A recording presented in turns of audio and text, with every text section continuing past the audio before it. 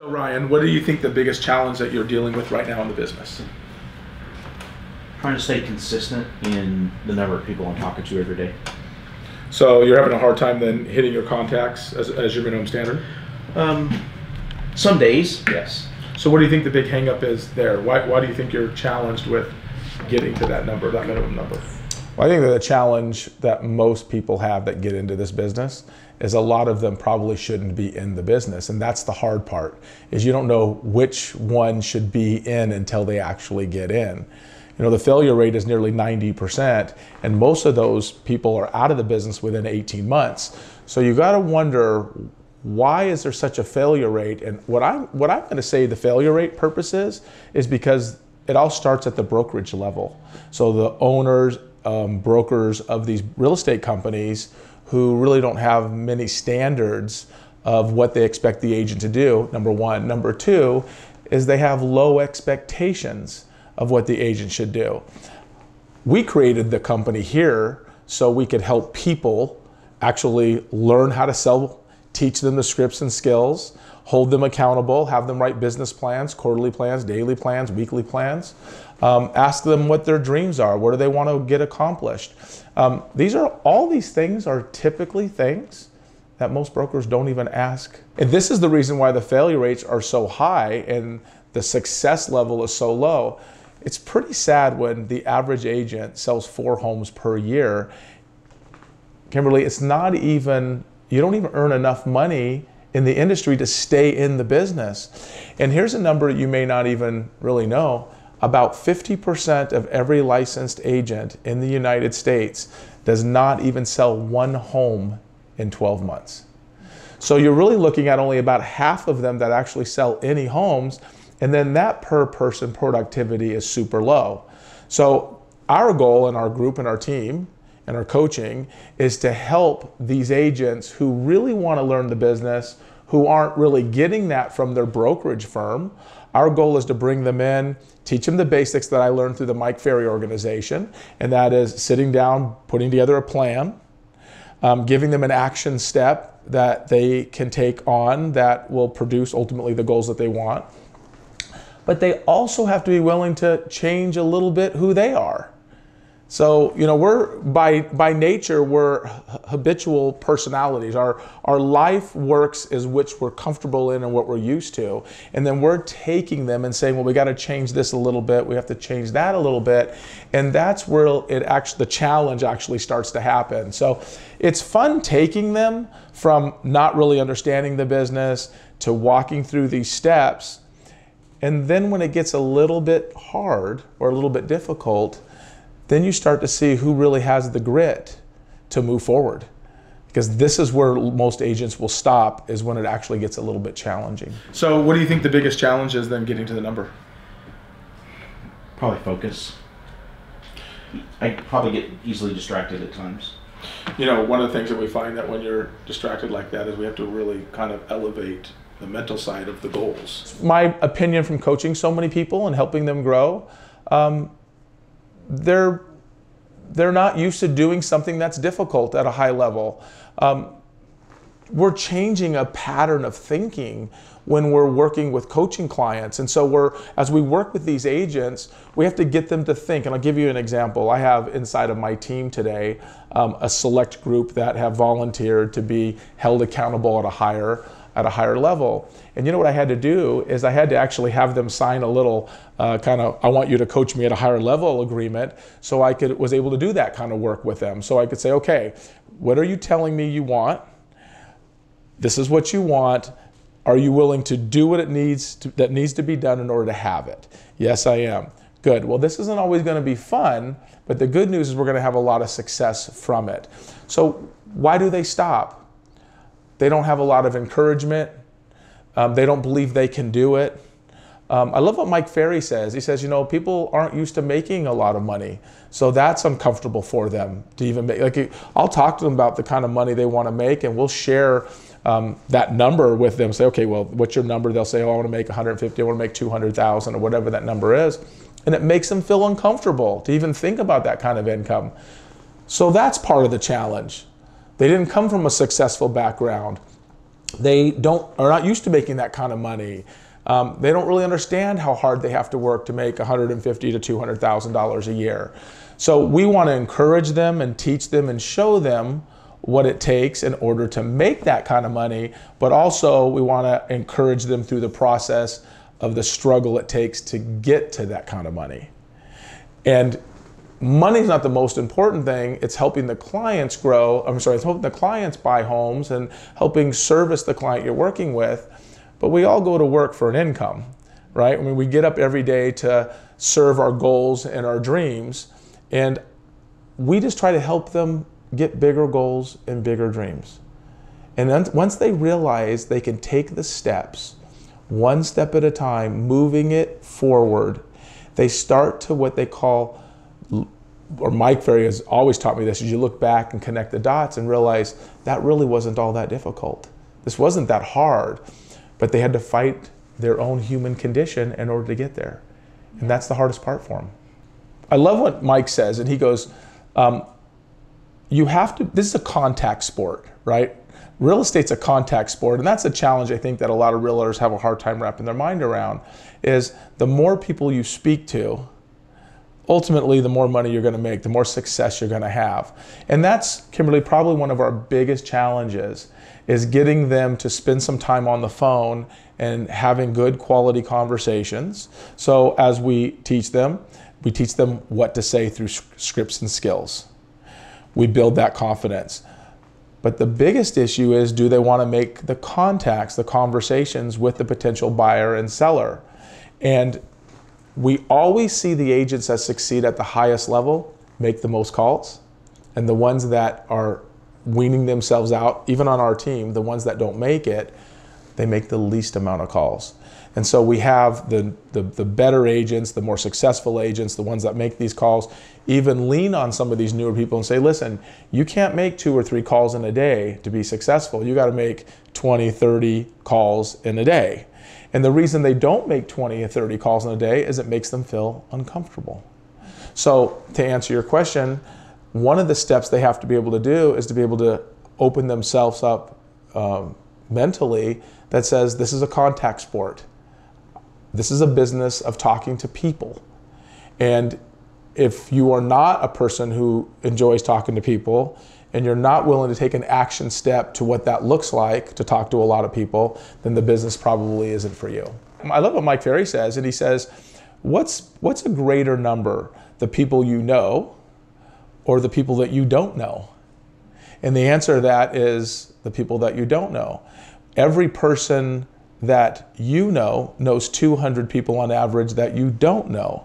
So if you call and talk to the people that you do know, they have relationships on average with 200 people you don't know. That's how you build a business. So the more people you can talk to, tell them what you do, give them value in the conversation, which is what the scripts and skills are for. Listen to them. That's one thing we teach pretty heavily, is listening skills, right? So Mike Ferry and here at our team, we talk about asking good questions and letting the prospect, the client, do all the talking. So we have to teach that in people. That's, the old adage, God, that person could sell ice to an Eskimo because they just talk all the time. In successful sales, it's the opposite. You ask good questions and you let the other person do the talking, and you will find how much they'll open up and be receptive to you. Because anytime that something else gets in the way, it's always a challenge of how important the goal of the contact is. So do you find that your personal goals are changing, that maybe is watering down the level of interest you have at getting to the goal of contacts?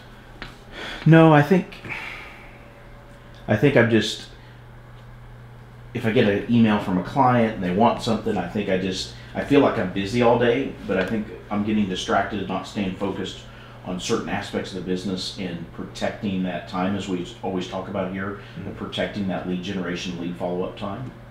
Well, I think that what you're dealing with is pretty common. I'd like to help you if I can to try to work in more urgency there and allow some of the other stuff to happen later. Can you block out a couple of hours a day?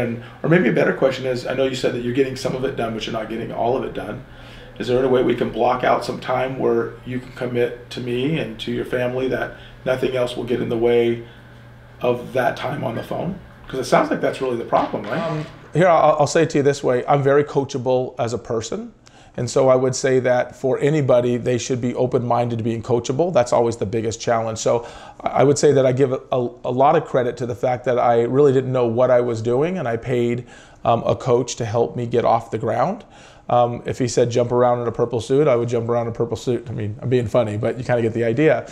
So what my coach told me was, and here's what's interesting. When I moved to the Nashville market, I moved here in 2004. I had never sold real estate before. I signed up with coaching, and the reason I signed up for a coaching program through the MFO system was because I didn't really have the Southern draw. I was an Italian kid from California, and I talked a little bit fast, and so I thought maybe I'll hire a coach and they could teach me to slow down and talk a little Southern drawl kind of thing, you know, and but it was so much more than that. And so when I got into it, I thought I didn't know really what to expect in coaching. But it was pretty simple. And they said, go in and call all the expireds inside of the system and read this script. So, and then my coach said, record your script and then you can send it to me. And I would send it to him and he'd go, oh, that's not good, you know.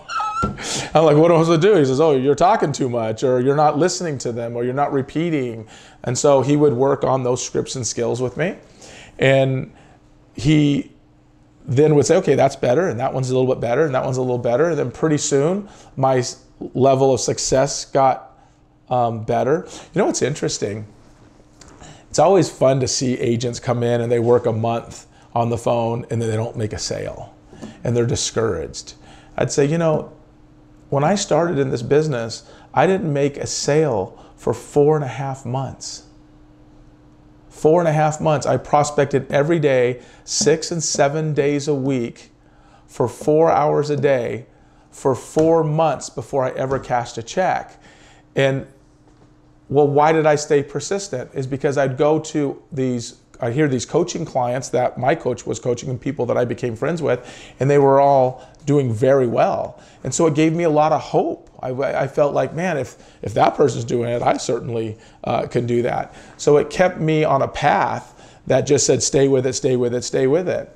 First year I sold 40 homes, next year I sold 58, and then within 4 years I broke the 100 housing market number where I'd sold 100 houses. And to me, I kind of felt like I had a little success, but I was hanging out with so many other realtors within the Mike Ferry system that they were selling 200 homes, 300 homes, and so on. I realized that I really wasn't doing all that great. So I just kept selling, and finally, I would then bring in a buyer's agent that would come work with the buyers because I mainly worked with listings at that particular time. I sold very few buyers early in the days. Maybe the first 6-7 years I might have sold 10 buyers. They were all listings from there. So I brought in a buyer's agent to help, and then I brought in a second buyer's agent, and before you know it, I'm selling over 200 properties a year. And I thought, man, how much joy I really got from helping other people learn what I learned. And so that's kind of how the group got built. There was certain techniques that have to be done. If you follow those 4, 5, 6 steps, almost anybody can be successful in real estate if they want to. So I think for one, you have to be committed. I say this to a lot of people who come and talk to me. I get people that fly in all over the place and chat with me about team building. And I'll say, this is like a marriage. And when you make a vow to get married, it's for better or for worse. And so when you come into the real estate business, it's not going to go your way all the time. It's going to be frustrating at times. You're going to work a lot of hours that you don't want to work. There's going to be times where you want to take the weekends off, and that's not something that you do when you're starting a business. But as you work it gets to become better because you start realizing that there's some success from the effort. It may not be in a month. It may take you 4 right like it did with myself. What's interesting is I had my first house sold in about 4 months, and within the first 7 months, or right after my 7th month, I had closed 17 houses and had 11 pendings. So you look at this going, well, how fast did it happen? That fast. I mean, it just happened that fast. Once I started getting the grasp of it, Kimberly, the challenge is people don't want to wait. Because this is I want it now mentality, and they have to be willing to wait. I say, people who are successful, who are recognizable, people that you want to be like. They didn't get success overnight. You're just seeing it right now. You don't see what happens behind the closed doors. No one saw the lights on, the first one in the office every morning and the last one to leave every night. I was the first one in my office every single day, every day, and I was the last one that left the parking lot with my car sitting in the parking lot at night. And that's what it takes to get it off the ground. I share with my clients here, my agents that work in our group, I said, you know, it's like raising a child. You give birth to a child, you can't, at what point can you leave it alone? I mean, when can you say, okay, I'm gonna put you over here, I'm gonna go on vacation? You can't do that. You know, when you have a child, you have to nurture it, you have to take care of it, you have to feed it, and you're not far from them at all. That's a new business. And we see agents who come in here and after 2 months are like, oh, I'm gonna take 2 weeks off and go hang out with my family. No, this is a business. This is like a child. You can't leave it. You're building up momentum. You're learning skills. Don't leave it yet. I'm not telling you not to take a day off, but don't go away for 2 weeks, because then you have to kind of start all over again, right? It's going to die on you. Your little business is going to die on you. This is how we coach our clients, and that is, you have to stay with it. You have to stay strong. You have to focus on your goals. You have to have goals. That's, most people don't even have goals. So you have to have goals. It's got to be important enough to you. I say sometimes you got to have a broken wing. People go, what does that mean? The people that we see that are most successful have pain. Like there's something there that says, I'm gonna make this thing happen. I'm never gonna go home unless I make this thing happen. And those are the ones that succeed at a high level. You can't be good part-time at anything. What kind of success can anybody have at part-time of anything? And the real estate business is no different. And I get agents who go, well, I can only work a few hours a day or a few hours a week. Then you shouldn't get in this business. This is a business that takes all of your attention. It's like saying, I'm going to be a part-time mom. I'm going to let the kid hang out over here by itself for 5 hours a day, then I'm going to come visit it. You don't do that. And so to answer your question, what does it take? It takes somebody that's persistent. It takes somebody that has a little bit of pain, meaning I'm going to prove something, meaning they have a financial need, there's not enough money at home. Single moms typically do really well in this business because they have something to prove, right? I have agents that work with our company now that have had businesses and they've lost those businesses. And so they're like, oh, I'm not letting that happen to me again. They come back with, fury and fire, and they're great. And then there's other ones that say, well, selling houses sounds like a lot of fun. I watch HGTV, and then they come in and they fall right down. Because it's not always fun. It's still a business. Real estate, I was thinking about this last week. People can get up in the real estate business, wake up one day and go, I think I'm going to become a realtor. How often do you think that happens if you want to become a plumber? Yeah, I think I'm going to become a plumber, right? You don't ever see that, right? I've never done plumbing before, but I'm going to go get into the plumbing business. And not only am I getting the plumbing business, but I'm going to start my own business. It doesn't happen. In the real estate business, it happens.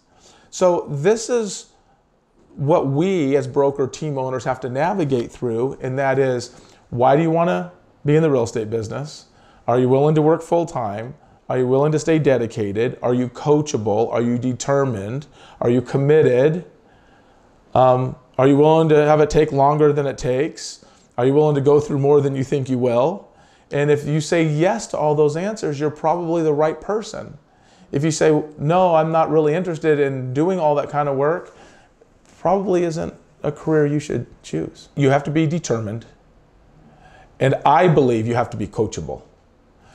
Because when you're coming to the business, most people don't really understand. Now, I'm a bit of an overachiever, and I mean that with a lot of respect, saying that I expect a lot out of myself as a human being, which is the reason I sold so many homes.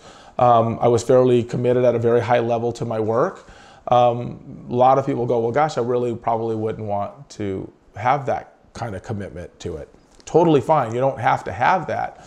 But you still have to have enough determination that you want to get off the ground, that you want to have some success. Really, no one wants to come to work, no matter how much they enjoy it, and not serve a client or make any money going to work. I mean, I tell the agents that work inside of this company, because they'll say, oh, I really love working in the real estate business. I love what I do. And I say, that's really great. But you shouldn't love it more than your time with your family. You shouldn't love it more than time with things that you enjoy. So work is a means to supply the goals and dreams that you have as a real estate agent. That's what work is. But in order to have the things that you want in your life, you've got to go to work. And so if you're going to go to work, why not do it the way that successful people do it, Kimberly?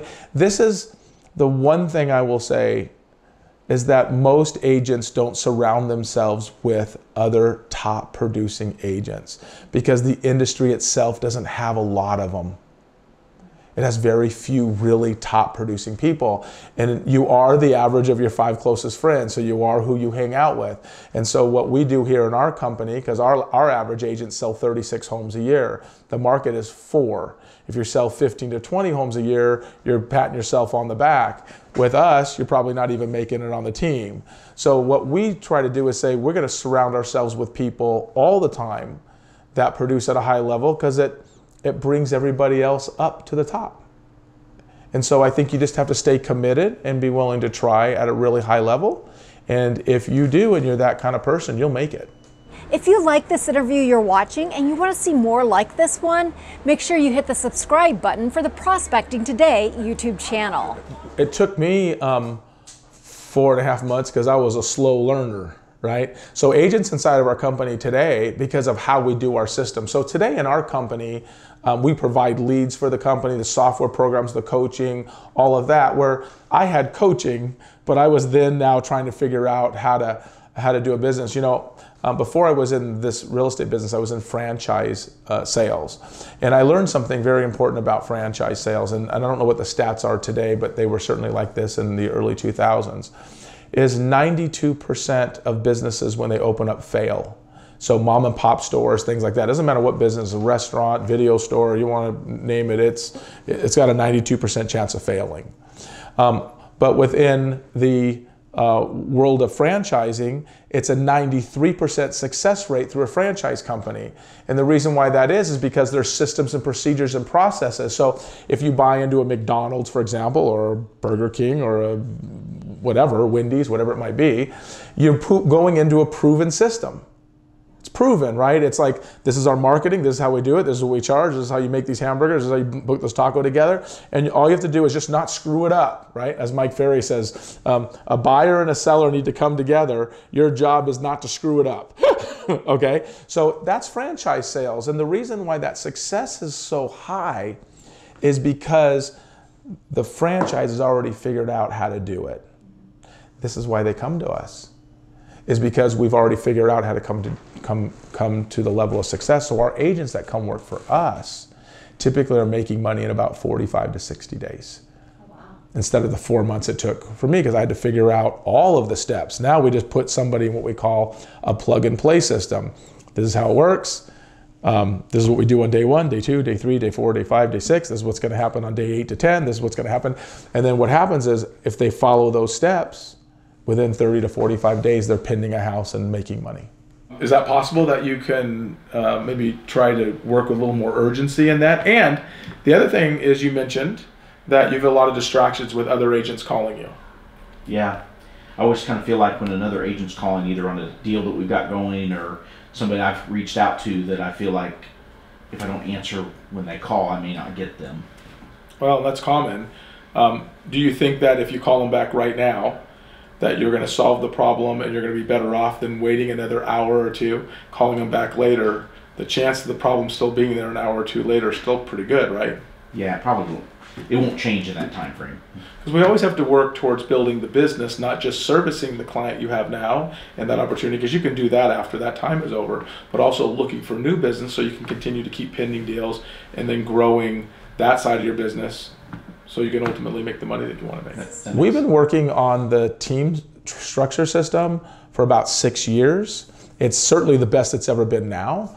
You learn from a lot of mistakes. And so I would say that the coaching aspect of teaching our agents how to be successful, that's been 17 years. That's been involved with the Mike Ferry system for so long. And we teach all of those tools and tricks and stuff to get the agent to have the right mindset. But the system that supports the lead distribution, the accountability, and the process has been something we've been working on for about 6 years. So in our world, because we purchase leads at a fairly high level, it's not 50% of our business by any means, but for the agent who comes in, it is. It's 100% of their business. So as the agents grow within the company, they learn other opportunities so they can wean down on lead distribution, and they have all these past client center of influence business. But a new agent coming in, when they come in, they're 100% dedicated to the leads that come in, and that's what gets them off the ground. I would say that in the world we live in, and it's different, that when you're selling 4, 6, 8, 10 homes a year, it's probably not all that important. But if you're in our world where our agents are selling 30 as a minimum, let's say, I have agents selling 100 homes inside of my team, these systems are critical. And what they are is they're software programs that when the lead comes in, they land in there. There's automatic email systems and texting systems involved with that. There's all sorts of outside systems that are like social media plug-in systems that not only help the client be communicated with the system, but also through the social media pages. So there is a ton of activity that an agent has as a benefit for us. So for me, I would say, the way we do our business, it's a CRM or software program that houses those leads. Do you have a preference? I use Follow-Up Boss, okay? And then I also use, for my digital, putting stuff through the digital pages, so like Facebook, Twitter, Instagram, those kinds of things, we use Ylopo. And so those things all integrate together, which is what we really like about Follow-Up Boss the best, is it integrates really well with the other systems. They have an open integration, so it's very easy. They kind of talk to each other pretty easily. But I would say that the key to it all, because all that bells and whistles sounds really great, the one thing you don't have to have and pay a lot of money for is a level of accountability. The person who has a high level of personal accountability will succeed without accountability relationship. Most people have to have the accountability relationship in order to push them past what their normal breaking point would be. And I say breaking point, mean uncomfortable area of their life. What does it take? What systems in place? An accountability relationship. And that's what coaching is. So when I signed up with Mike Ferry back 17 years ago, it was an accountability relationship. All right, Bernie, they told me what to do, like a franchise. You're going to do this, this, this, and this, if these are the results you want. And then the coach would say, can I hold you accountable to that? Yes, you can. And then we'd have a coaching call every week. And then he would say, did you do this, this, and this? And I would say, well, I got this done, but I didn't get that done. Okay, we're going to repeat that activity that you did successfully, and then we're going to take the activity you didn't do, and we're going to work on that this week. And he just keep pushing the needle because I needed the accountability until I could look back and connect the dots and realize, wait a minute, this got me here. And then all of a sudden, that little bit of accountability that I needed, or the coach might say the high level of accountability I had to give Bernie, got me here. And then all of a sudden, I didn't need that anymore because I was sold. And then I would say, well, how do I get to the next level? How do I get to 60 or 70? Okay, well, now you have to go hire a personal assistant, a closing coordinator. You have to have a little bit of marketing. And then I'd go, oh, that makes me feel uncomfortable. I know, we're going to work on it step by step by step. And then pretty soon, 58. Well, gosh, if I sold 58, and then here was the trick. And this is the one thing that I share with people that it's hard to believe, but it happens every time. How hard do you have to work to get to 100? Not any harder. How hard do you have to work to get to 150? Not any harder. I mean, you're telling me I can sell 200 homes and not work any harder than I did at 50? Yes.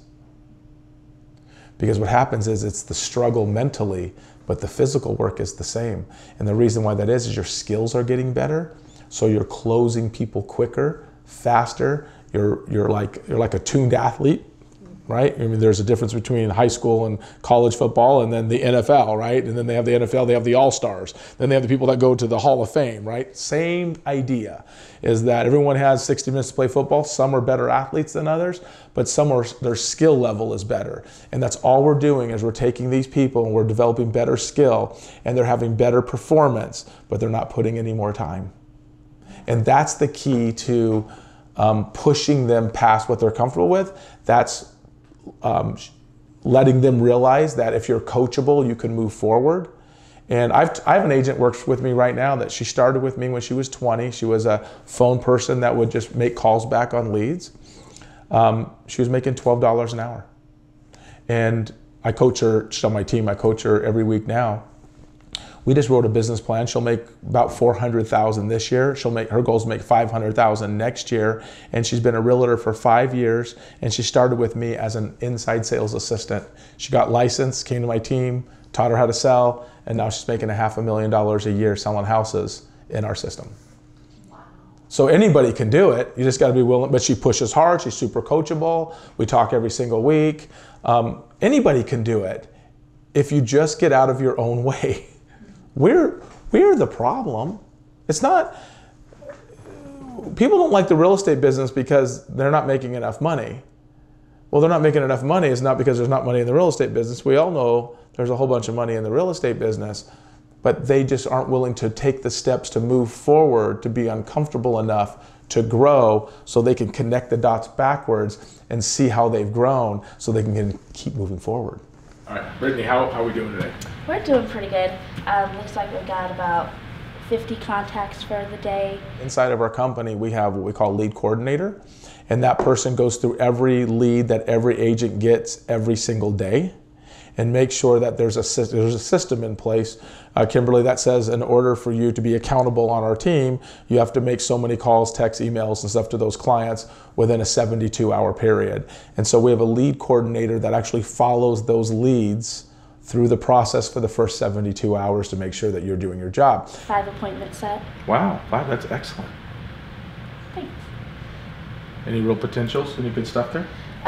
Yeah, it looks like I sent Elisa a listing appointment for about 1.2. Okay. She's already got in contact with her and confirmed an appointment for tomorrow. Good. At 10 o'clock. Excellent. If you do your job, you'll always succeed at the highest level. It's the ones that don't do the, we call a 3-2-1 system. If they don't do the 3-2-1 system in the 72-hour process, they usually won't make it. Yeah. So if they do it, success is no doubt. They'll make it almost 100% of the time if they do that. If they don't do that and they haven't made it, it's because they didn't follow the first 72-hour rule. And that's really the difference between those who succeed and those who don't. And it's not, the 3-2-1 system in this case might be, so it's 3 calls in day 1, 2 calls in day 2, and 1 call in day 3. Okay? So if they run, and then there's emails and texts involved in that. But if we find that they're slacking on those and they're not calling them on time, those are the ones that have the hardest time making it. And it's not, understand, the calls are the reason they're not successful, but there's something else in the way before the call needs to be made. What do you think it is? Their will to do it would be my guess. They're uncomfortable. Yeah. They're uncomfortable. And the reason they're uncomfortable is because they don't practice the scripts. And the reason they're uncomfortable is because they don't make enough calls. So when you make enough calls and you practice your scripts and you start getting a little bit of success, you start realizing this isn't so bad. I used to tell, when I started selling real estate, I tell the story a lot, but I never really wanted to think of myself as a real estate agent. And the reason why I didn't, this was when I first started, is because Mike Ferry used to say, this is a contact sport and you've got to put yourself in a position to talk to a lot of people. So I thought, that's really interesting. Who talks to a lot of people? And I thought, well, a telemarketer talks to a lot of people. So I then started telling myself that I was just a telemarketer. My job wasn't really to sell houses, it was to contact people and have conversation. So I built my entire, at that time in the old office I had before I bought this place, I built my whole office as a telemarketing room. So I had stand-up stations. I didn't have a desk in there at all. It was just a stand-up room with a computer on the wall. I had put foam inside of the office, so I didn't want to bother any of my other neighbors that were agents. And there was 2 doors. There was one that went out to an alley behind my building and one that went to the hallway. And I put a desk in front of that door so I wouldn't leave. So if I had to go around to the office to see my assistant, I had to go through the alley around the entire building, so I just wouldn't leave. And I would just be a telemarketer, and I would telemarket in there from typically 8 o'clock in the morning until noon, and then I would go to lunch, and then I'd come back, I'd make a few more phone calls, then I'd go on listing appointments, then I'd come back from 5 to 7 and make more phone calls. So I'd make 50 contacts every single day, and I did that for a couple of years straight, which is how I built my business. I was just a telemarketer.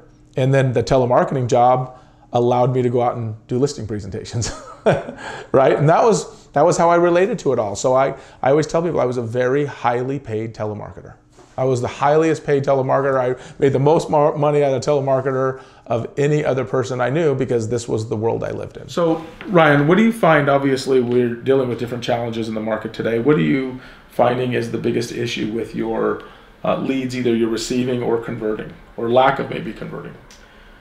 Probably just trying to find new lead sources or new opportunities to talk to more people. Because right now I think that's my challenge. I'm just not talking to enough people. Okay. Is it that you're not talking to enough people because you clearly are getting enough leads? So is it that you're just not able to get them on the phone? Some of that, yes. I'm just having trouble getting people on the phone. Okay. And how often are you giving them calls? How often do you try to reach out to them? Oh, once a week, probably. Try not to hammer on them too much. Okay. So if you're calling once a week and they're not picking up, then why are you waiting so long? Why don't you call them every day? I hadn't thought about that. I guess I was afraid the more I called them, I might bug them, they might not ever answer. Well, you're not really bugging them because they're not picking up, so you're not having any conversation with them. True. If you're calling them and they're not picking up, are they avoiding talking to you? Maybe. Okay. If they're avoiding talking to you because they're not picking up, are they interested in doing any business with you? Well, they don't know because we've not talked. So I don't really know whether they want to do business with me or not. Correct. So if you called them every day, do you think they'll eventually pick up? I would hope so, yes. If they eventually pick up and they tell you that they're not interested, then what happens? Well, at least I know. I quit calling them. Yeah, you just take it off the list. Yeah. At least you know. It's very common to have an agent who will say, well, gosh, I'm calling them, they're not picking up, or I think I'm calling them too much. You're trying to help them. And if they really want your help, they're going to be very receptive to it. And if they don't, they're not going to be receptive to it. But let me tell you something that happens in between. People have very busy lives. And so doesn't mean that they don't pick up for you 1 or 2 times that they're not interested.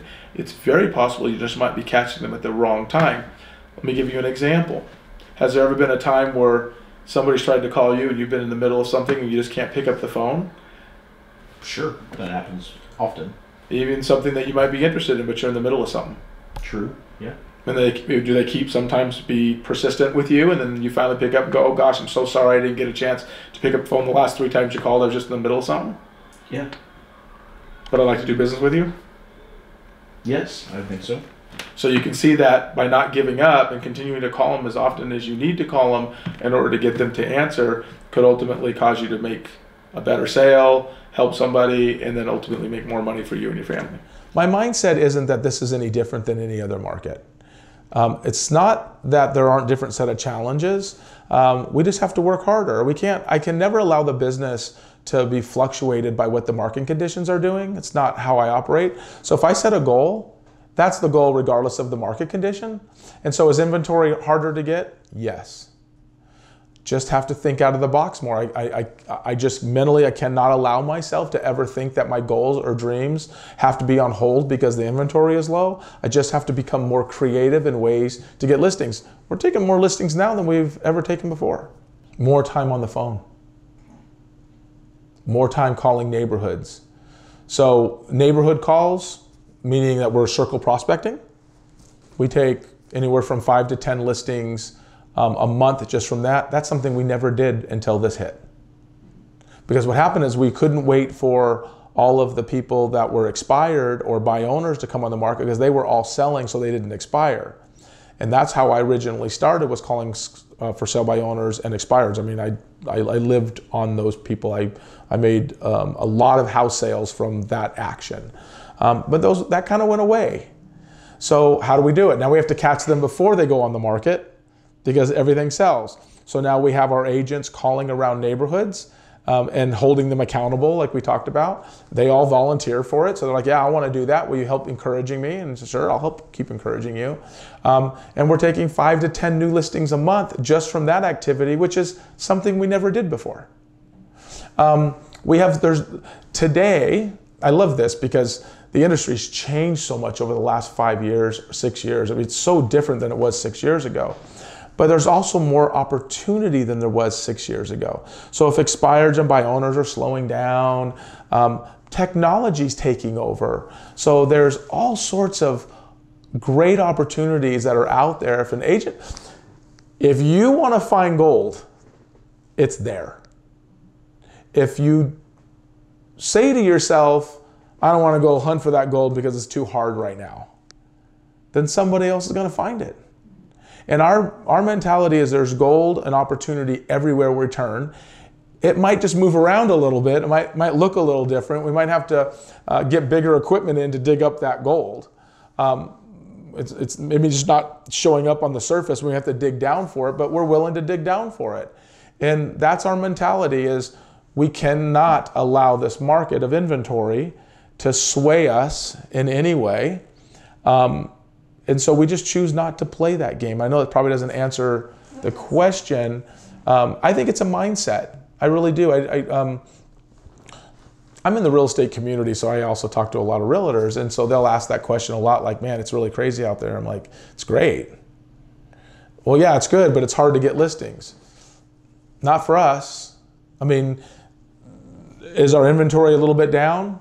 Sure, but nowhere in comparison to what it is for the normal market, because we're digging up other opportunities to help people. Circle prospecting, or what Mike Ferry would say, calling in and around listings and sales, okay? So Mike Ferry talks about if you have an active listing, calling the neighborhood and letting all the neighbors know that the home's on the market, or if you've sold a property, letting all the neighbors know that you've just sold that property. That's called in and around sales, or circle prospecting, which is circling around that particular listing or sale. All right, and basically it's just, hey, just letting you know that a home that we just listed a home, it was, a 4-bedroom, 3-bath over at 123 Banana Street, and we know that we just want to know if you knew anybody's looking to buy or sell real estate, or if you sold the house or just sold the property, it's a 4-bedroom, 3-bath. We know when one house sells, several more will consider going on the market, and we're just wondering when you're planning on moving. So it's just engaging conversation. We said earlier, what's bigger number, the people you know or the people you don't know? We're calling people we don't know to see if we can. And what's great, Kimberly, is you'll say, no, I'm not interested in selling. Say, well, gosh, thank you so much for thinking about it. Anybody else you know that we could help? No, not really. Well, would you happen to know is there anybody in the neighborhood that's talked to you about selling, or is there any for sale by owners in the neighborhood that we should know about? Oh yeah, 3 houses down, my friend Jim is selling his house as a buy owner. Well, thank you for that. Would you happen to have Jim's number? I'd like to give him a call. But now we know there's a buy owner there. So it's just being more aggressive and thinking outside the box. I'd like to make a recommendation for you on your goals. Okay. I want you to put up a dream board in the area in which you work, and I want you to post all of the things on that dream board that would interest you and your wife. Okay. Is that fair? Mm-hmm. And then what I want you to do is I also would like for you to consider putting a date of when you'd like to have that accomplished. Okay. Can I tell you what I used to say to myself all the time when I put a dream up, but I always have to have an end date. And because what I heard something was really powerful once, and that was a goal without a date is a dream. If you have a goal, it has to have an end date. So when would you like to have the pool built? The real estate business is a great business to be in because you're helping a lot of people. And there's a lot of people that need good quality realtors that understand how to help people. In order for us to grow as a human being, we have to be willing to get out of who we've been so we can have all the things that we'd like to have, right? And there's this, Dale Rutherford, he passed away, I think, a year and a half ago, but he has a great book out there called Being the Solution. And he talks about living in a box, and we all live in it. And he says everything that you want that you don't have, everything that you want that you don't have is outside that box. The challenge is kind of scary out there because you're reaching outside of your cocoon, your confinement. But if you don't go out there and reach out there and grab it, the saddest part is that you live your life and never have the things that you wanted to have. And so I would just say this, it's not dangerous. It's a little uncomfortable, but reach outside the box because it's really not that hard. People make it so much more difficult than it is. And these are the things that my agents are starting to see. Once you penetrate the way they think and they start to see success, they're like, wow, I never thought. One of my agents just bought her dream Jaguar SUV. I got one that just bought a brand new horse farm. And just see what they've been able, but it's not easy. Like I met them and got to know them in this very kind of shy, vulnerable state. And then we just keep encouraging, and pretty soon they reach out the box and they grab what is uncomfortable and they start raising, wait a minute, this was a dream and now it's actually in my possession. And then they go, I want more. And we say, man, let's go get what you want. Let's go have relationships with your spouses and your children. And let's get out of being right. And let's just go out and serve people. And let's have the best life we possibly can have. Don't let it pass you by. Don't quit too early, because that's the problem. The problem is people just quit because it's hard. Life is hard. Life's not easy. So we just have to get up every day and fight the good fight of being a better person, being a better neighbor, being a better realtor, being a better spouse to our husband or our wife, being a better parent. And what prevents that is the fear of change. And if you can't change in your business, you can't change with your relationships, you can't change with your friendships, you can't change moving forward, and nothing ever stays the same, then you're going backwards. And so I would say just get out of your box. Bernie Gallerani is my name, at Bernie Gallerani at RE/MAX, and I'm Bernie at BernieGallerani.com. It's pretty easy. Would love to help anybody who gets a chance to watch this. We get calls from all around the country and the world, believe it or not, for all the stuff that we get a chance to do through things like this. So we'd love to help them.